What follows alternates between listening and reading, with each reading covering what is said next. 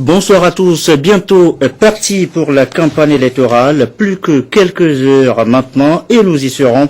Pour l'instant, l'heure est au dernier réglage. La CENI a fait un dernier compte rendu ce matin au comité de suivi des élections. C'était à la primature Arnaud Quilou, réunion présidée par le Premier ministre. À cette session du comité de suivi des élections, l'ordre du jour était consacré à l'acquisition du matériel de la CENI pour assurer le bon déroulement du scrutin. Le Premier ministre, Kwesi Selagodi Aoumejounou, président de séance, a focalisé les débats sur ce point qui devait rassurer les candidats en compétition pour le scrutin du 25 avril à quelques heures de l'ouverture de la campagne électorale qui démarre ce vendredi à 0 heure. Je vous remercie d'être encore venu ce matin en rappelant simplement que nous devons continuer à faire œuvre utile pour notre pays. Il n'y a pas de sujet qui ne soit pas susceptible d'être discuté, sur lequel il n'y a pas de possibilité d'échange. Je pense que tous les sujets méritent que nous en parlions fraternellement, de manière patriotique, avec le souci d'améliorer toujours les choses et de faire en sorte que, comme 2007, 2010, 2013, nous continuons à améliorer notre processus électoral dans le cadre de notre volonté commune de construire une vraie démocratie, une démocratie conviviale. Je pense que les querelles qui peuvent exister sur tel ou tel sujet ne méritent pas que nous sacrifions l'intérêt de notre pays, ne méritent pas que nous sacrifions la volonté de construire un pays de paix.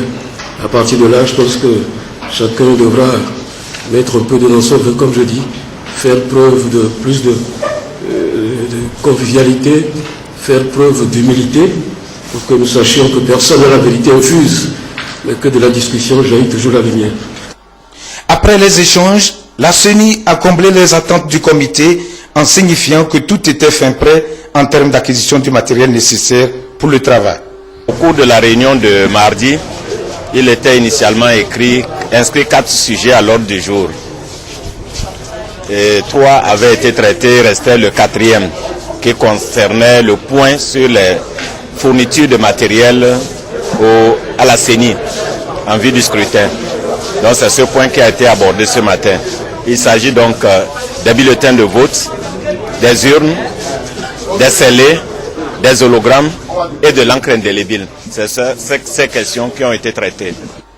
Satisfaction également du ministre de l'administration territoriale, Gilbert Bawara, pour qui cette rencontre va permettre à la CENI de parfaire l'organisation du scrutin. Ces réunions-là démontrent la nécessité de continuer à travailler de manière consensuelle, en étant attentif aux observations et aux propositions des uns et des autres.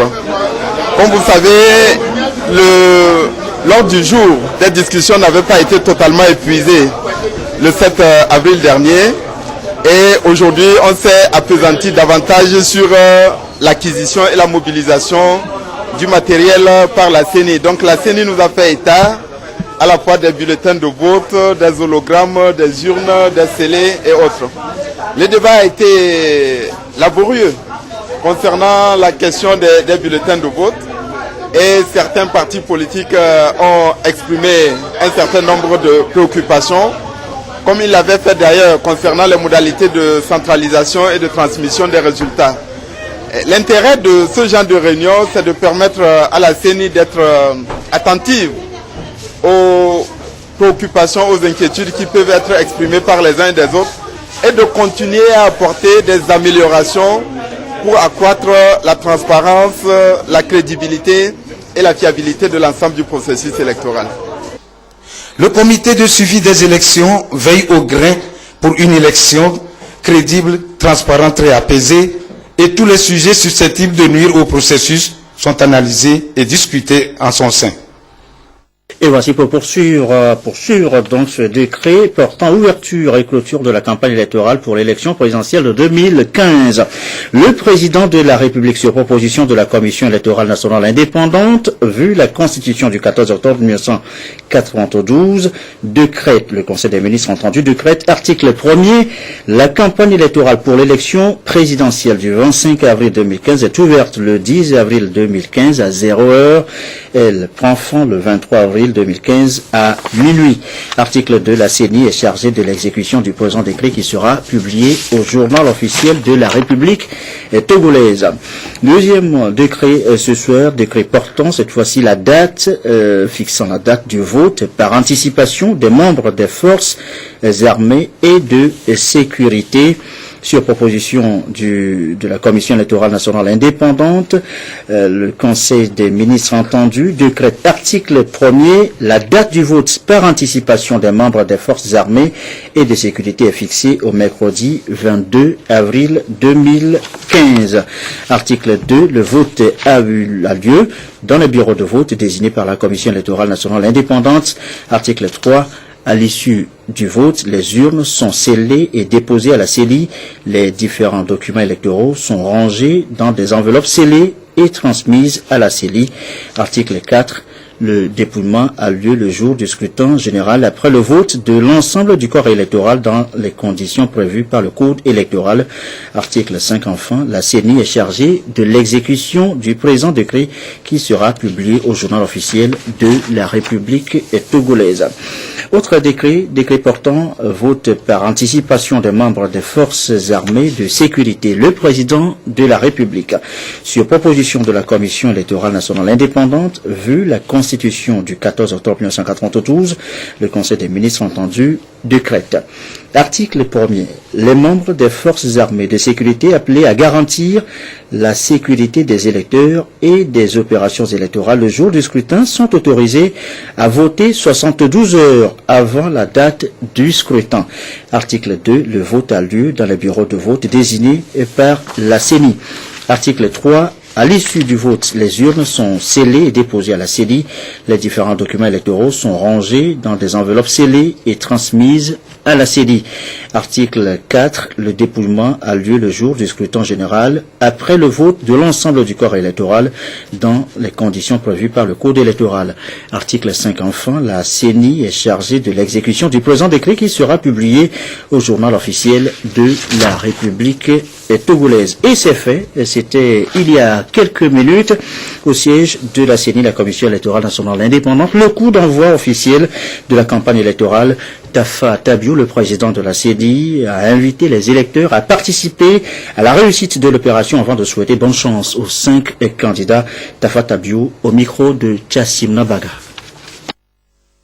Conformément à notre calendrier d'activité et en application du décret numéro 2015-032/PR de ce jour portant ouverture et clôture de la campagne électorale dans le cadre de l'élection présidentielle du 25 avril 2015, la Commission électorale nationale indépendante vient, par ma voix, vous inviter à participer activement à cette campagne dans le strict respect de la loi. C'est connu de tous que dans le cycle électoral, la campagne électorale est une période d'activité qui précède immédiatement le scrutin proprement dit. Cette période est surtout marquée par la sollicitation intellectuelle et matérielle mise en place par les candidats pour convaincre des électeurs et obtenir leur suffrage dans l'objectif de remporter une élection. Après la période de révision des listes électorales et la consolidation du fichier électoral réalisée sous l'égide de l'Organisation internationale de la francophonie, ce qui en a renforcé la fiabilité du fichier en le rendant plus conforme aux critères d'exhaustivité, d'actualité, d'exactitude et d'inclusion généralement admis, s'ouvre donc la campagne électorale pendant laquelle les candidats iront vers les électeurs au 23 avril 2015. Durant ces 14 jours, sur toute l'étendue du territoire national, avec l'appui de leurs équipes de campagne, les 5 personnalités candidates au poste de président de la République, par les routes et les pistes, sous le soleil et peut-être aussi sous la pluie, vont exposer leur vision du Togo de demain et leur projet de société susceptible de combler les attentes des Togolaises et des Togolais